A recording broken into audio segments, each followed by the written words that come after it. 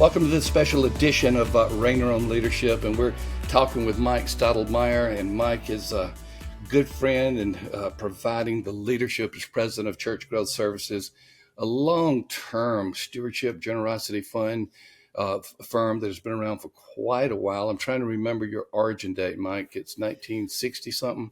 Not you, but the company. We're over 6 decades now. That is an incredible legacy in itself, not to be confused with legacy giving, which we're going to talk about more. I was telling Mike, to all of you listeners and viewers of YouTube, I was telling Mike that we're looking more and more at how different types of episodes do. In other words, how you, the audience, love these episodes. And we found out that when we do something in the area of church finance, particularly in church funds, and particularly with Mike at Church Growth Services, we have a much better average than we typically do on our other episodes. And so that's an indication that Mike is smart, sharp, suave, sophisticated, and that there's an interest in this topic. So Mike, from my perspective, I'm an old man, having worked with churches for multiple decades. I am seeing some of the greatest interest in funding that I've seen. Now, that doesn't necessarily mean they're acting upon it, but they're beginning to have a greater interest in it. So we're going to talk about the three of the ways that churches can increase funding in this 3-part episode. But just a general question to you: are you seeing anything different out there? Is it in your business? Is it pretty much the same? Well, Tom, we are seeing so many churches just starting to ask some of the questions about how do we pay for things, how do we raise generosity, how do we fund ministry. A lot of churches, how to fix and repair their buildings, those kinds of questions. We don't see at this point a lot of movement in churches and being really intentional about growing generosity, especially in the general fund area, because they've done it for so long. They feel like, well, we already know how to do that. But the reality is, I think with some intentionality, they could move the needle in that area that they've worked in so long, but often take for granted because they've done it so long. Well, that's really where I want to go with this, Mike. I am seeing the signs that they want to be more intentional about it, which tells me in the months ahead, there will probably be some more intentionality about it. Because, and for you pastors and other church leaders, here's what we're saying here. Just doing your fundraising or your general fund the normal way, passing out the budget and getting it approved, whatever you do in your church, doing it the regular way. Okay, it's gotten you so far right now. But now we're to the point that if you do something with intentionality, it's going to increase your giving. And this is just one of those 4 ways it'll increase the giving if you do it intentional. And Mike, many people don't know that an organization like Church Growth Services can come in and help on the general giving, because the traditional way that organizations like yours have been used has been for buildings, maybe renovations, maybe debt service. But you can come in and really help them in this area in a way that they probably don't even realize. Yeah, that's exactly right, Tom. We've built a Grow Generosity Academy, just 10 to 15 minute videos to help teach how to just be intentional in helping raise the level of generosity, helping your church grow in the grace of giving. And I think there's an interest for a couple of reasons. One, funding ministry and building maintenance and those kinds of things is getting more challenging as the church continues to struggle. Two, the congregations are aging, and so some of their givers are aging out. And many churches haven't figured out how to engage millennials and Gen Zs and those kinds of things, and to get consistency in giving in those areas. And as a result, the finances are getting squeezed more and more in the small to mid-sized church, especially. Well, though, that's the sweet spot of all churches. I mean, when you think about the fact that 50% of churches are under 55 in attendance, that's the world that we're in. You talk about 100 in attendance, you're talking about 80% of churches are under 100 in attendance now. So our idea of what a normal or a normative church is has changed dramatically. So one thing that we can say, one of these is intentional giving. But tell us again about the Grow Academy. Tell us, this is kind of you provide the resources so they can do it themselves. Am I saying that right, through a video course? That's exactly right. And we did it by video, so it was affordable, bottom shelf for any church, any size, congregation of 50, 100, whatever. It's short videos. It is very pragmatic. It is not a theology session. It is a practical, here on day one, this is what you need to do. Here on day two, this is not what you do. So it's called Grow Generosity Academy, right? I want to make sure I'm getting the name right. Mm-hmm. And we're going to put that in the show notes, because really, this is number two, be intentional. But number two, look at Grow Generosity Academy as a way to grow your general fund. Mike, I think a third thing that is probably taking place, and we've talked about this in many areas, is there's greater interest now in general giving, because deferred maintenance is becoming more apparent. Now, deferred maintenance is obviously could be in the capital section, because that's maintenance that has not been done by its very definition. So it could be in the capital. Right. But I think there's more of an interest in overall giving, because they're seeing some, we've got a roof we've got to replace. These air conditions don't work anymore, and all those ohs. So that's increasing, to me, the interest in general giving, even though it may be in another bucket. So I know we've talked about that a lot, but you share anything on that area? Yeah, that's exactly right. Even for your larger churches, we just worked with a church, attendance running a couple thousand, but they had to replace 38 air conditioners, Wow. They had to redo their parking lot that was, paved and done 30 some years ago. And, they raised over $6 million just for parking lot and air conditioners. But that, even for the large church, was a big expenditure that they had to deal with, because here's the reality. Every church ought to know company's coming.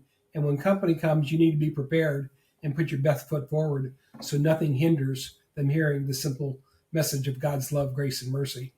Well, that's the fourth point I wanted to bring out on this, increasing giving. When you're increasing giving, you're essentially increasing your hospitality, your evangelism, your welcoming, and in so many different ways.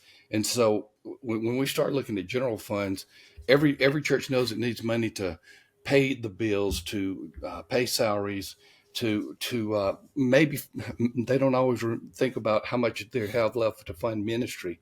But all churches need that. And when you, Mike, and Church Growth Services start working with an organization to increase, different churches call it different things: general fund, budget fund, just the non-designated fund, all of those categories.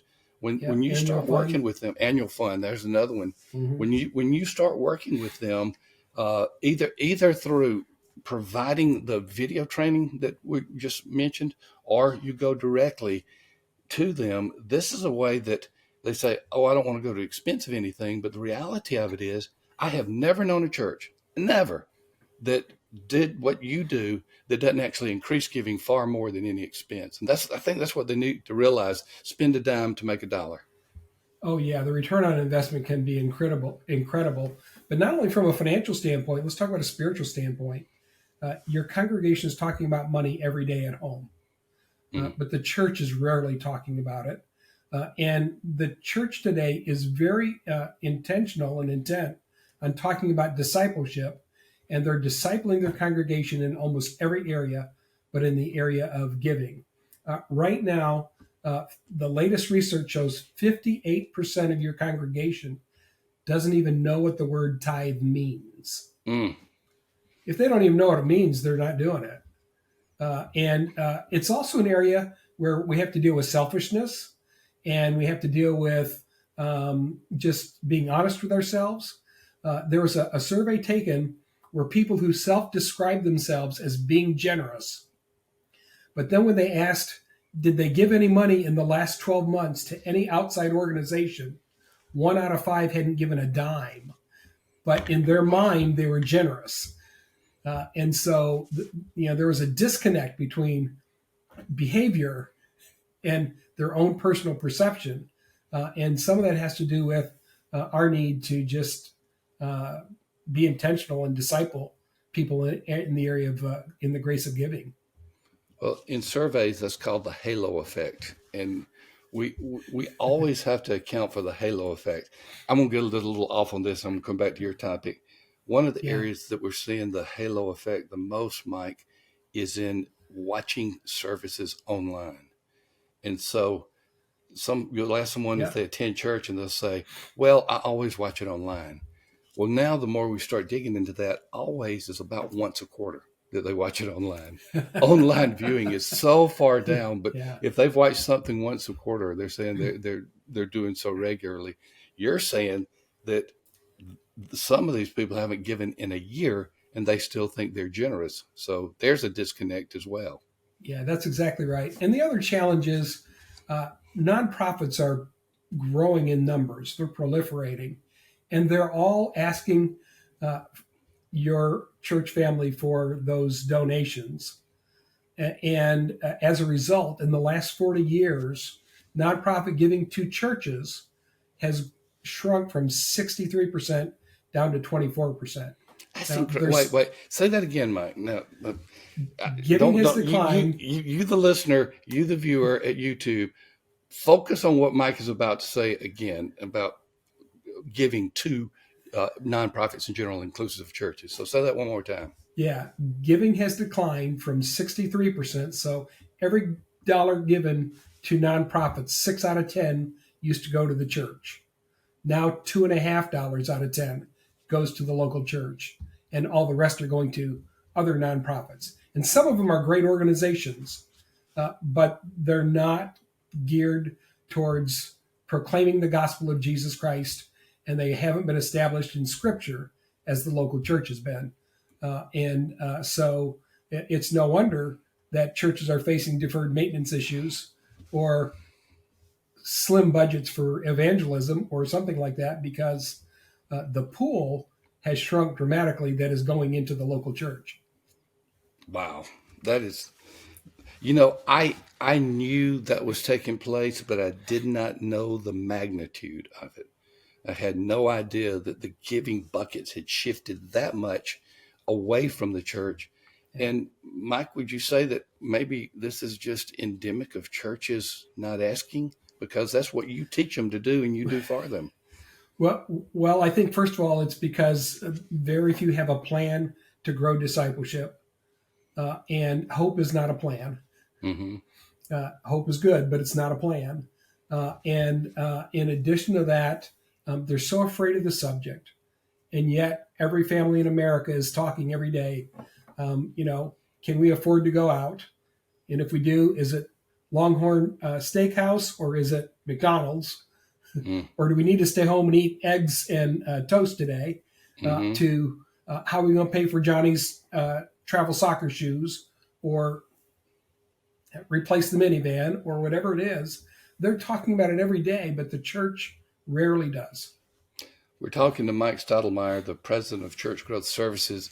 We're taking three podcasts, and I know you, the audience. By the way, we've been doing these special series in the past only on your audio out, but now you are on our YouTube channel as well. So if you haven't met Mike by seeing his lovely face, this will be the first time for some of you. But we got all the special series on there by demand as well. And so as our YouTube channel continues to grow, like our podcasting app has been, you're going to get more of these. And so if you're on YouTube only and you say, I want to hear more about some of these other episodes that Mike has done, well, they're audio and you can go find them at Church Answers, but we're going to be doing the video as well. Mike, talk to us about what you're seeing on the ground level. One of the reasons I like partnering with you in Church Growth Services and Church Answers have an incredible partnership. One of the reasons I like partnering with you is because you're at ground level. You're seeing so many things that are taking place. And by the time you talk to a pastor, a key lay leader in the church, a key staff person in the church, you're hearing tons of information about what's happening at ground level. Tell us some of the things you're hearing. It could be related to the finances, or you may just have some other insights. I love the people who are there on the front lines watching these things take place.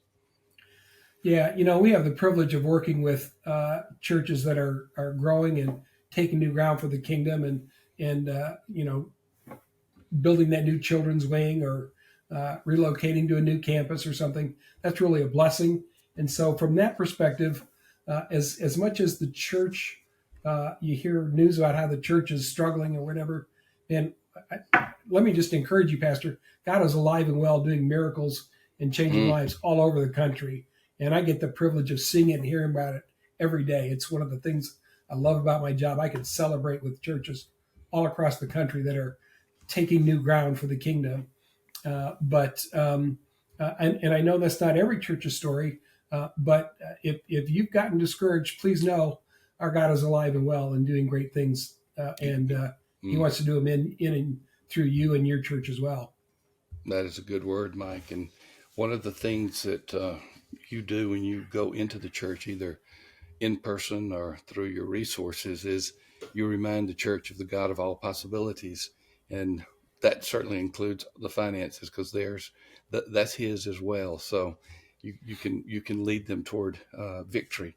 Mike, Yeah. we're going to be in just a moment moving to some other episodes. And by the way, for you, the viewer, or you, the listener, uh, this is the first of three. So if you want to look them up, it's SP 034, 035, and 036. These are three episodes really focused on giving. We tune most of our subject to general giving, annual giving, undesignated giving, just the normal giving in a church in this one. But we're going to take some time in two future episodes, and one that's about to release in just a moment, about capital giving. And then we're going to look at the area that I think is probably one of the more neglected, which is legacy fund giving. So understand, we're looking at three of the major revenue streams of the church. There are other ways that churches can have funds come in, but these three dominate. So, Mike, before we go, any final word about the whole idea of giving? And we've given some ways that churches can increase giving now. I think one of the greatest things about intentionality, though, is to either contact you or to get the training that we have made available in the show notes for for the video course.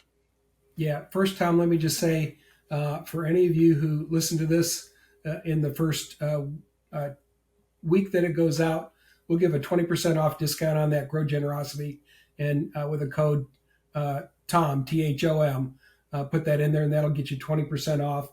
But Great. the things I would tell you to do is, first of all, um, develop a communication strategy in the area of giving, and that starts with saying thank you. Most churches don't say thank you. Hmm. The second thing I would say is build a generosity team.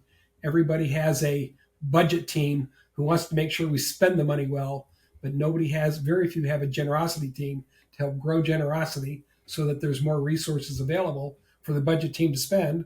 And the third thing that I would say is be really intentional about your offering moment, which most churches barely pay attention to in Sunday morning worship.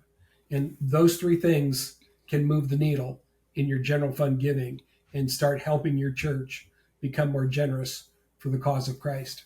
Those are nuggets. Those are really some golden nuggets there.